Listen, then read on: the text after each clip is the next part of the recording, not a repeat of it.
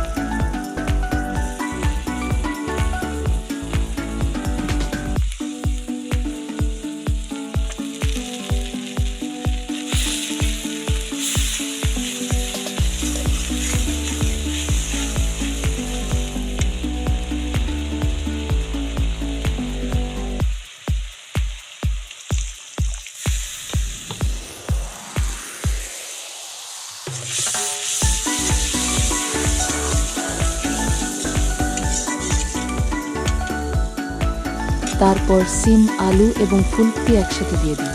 মশলা সবজিগুলোর মধ্যে ভালোভাবে মাখিয়ে দিতে হবে যাতে সবজিগুলো মশলার সাথে মিশে যায়।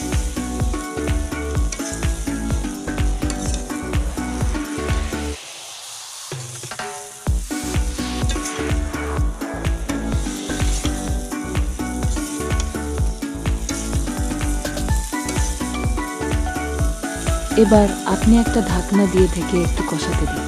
ধীরে ধীরে সবজি যখন কষানো হবে তখন একটা মজা আসবে রান্নায়, যেন সব কিছু একসাথে মিশে গেছে।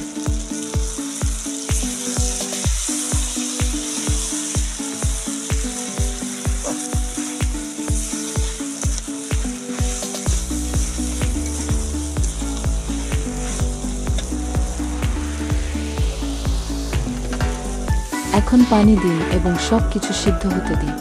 সিদ্ধ হয়ে গেলে আপনার টেস্ট অনুযায়ী ঝাল ও লবণ ঠিক করে নেবেন। এটা আপনার স্বাদ অনুযায়ী হবে। কখনো একটু বেশি ঝাল ভালো লাগবে, কখনো বা মৃদু লবণ দিয়েও খুব সুন্দর লাগবে। শেষে আপনার সিম আলু ফুলকপি দিয়ে ভাজি তৈরি হয়ে যাবে। এটা খেতে যেমন মজাদার তেমনি সহজ এবং সুস্বাদু। আশা করি আপনি এই রেসিপি ট্রাই করবেন আর পরিবার বা বন্ধুদের সাথে উপভোগ করবেন।